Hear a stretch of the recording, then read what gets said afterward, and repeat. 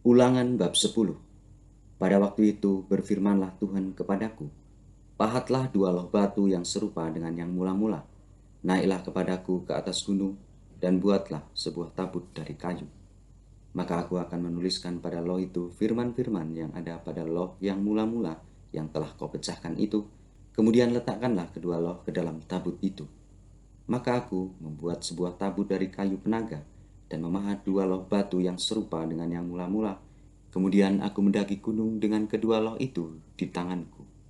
Dan pada loh itu ia menuliskan, sama dengan tulisan yang mula-mula, ke-10 firman yang telah diucapkan Tuhan kepadamu di atas gunung dari tengah-tengah api pada hari kamu berkumpul. Sesudah itu Tuhan memberikannya kepadaku. Lalu aku turun kembali dari atas gunung, dan aku meletakkan loh-loh itu ke dalam tabut yang telah kubuat, dan disitulah tempatnya, seperti yang diperintahkan Tuhan kepadaku. Maka orang Israel berangkat dari Beerot Bene Yaakan ke Mosera. Di sanalah Harun mati dan dikuburkan.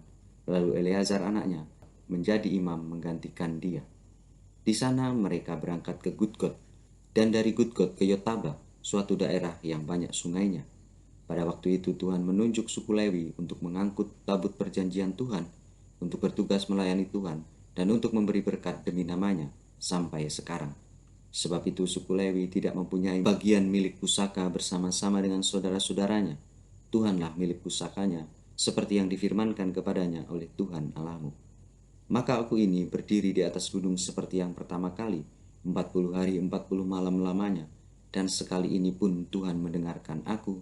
Tuhan tidak mau memusnahkan engkau. Lalu berfirmanlah Tuhan kepadaku, bersiaplah, pergilah berjalan di depan bangsa itu, supaya mereka memasuki dan menduduki negeri yang kujanjikan dengan sumpah kepada nenek moyang mereka untuk memberikannya kepada mereka.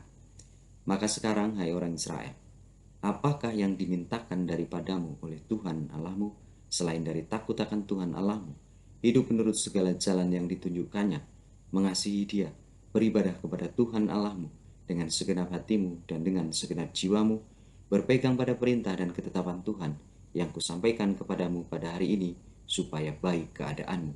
Sesungguhnya Tuhan Allahmu lah yang mempunyai langit, bahkan langit yang mengatasi segala langit, dan bumi dengan segala isinya. Tetapi hanya oleh nenek moyang mula hati Tuhan terpikat sehingga ia mengasihi mereka. Dan keturunan mereka lah, yakni kamu, yang dipilihnya dari segala bangsa seperti sekarang ini. Sebab itu, sunatlah hatimu dan janganlah lagi kamu tegar tengkuk.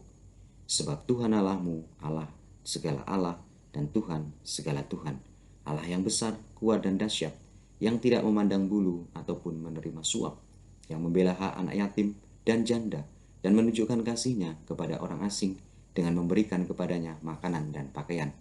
Sebab itu, haruslah kamu menunjukkan kasihmu kepada orang asing, sebab kamu pun dahulu adalah orang asing di tanah Mesir.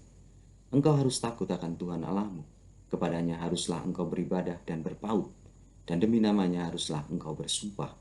Dialah pokok puji-pujianmu, dan dialah Allahmu yang telah melakukan di antaramu perbuatan-perbuatan yang besar dan dahsyat, yang telah kau lihat dengan matamu sendiri. Dengan 70 orang nenek moyangmu pergi ke Mesir, tetapi sekarang ini Tuhan Allahmu telah membuat engkau banyak seperti bintang-bintang di langit.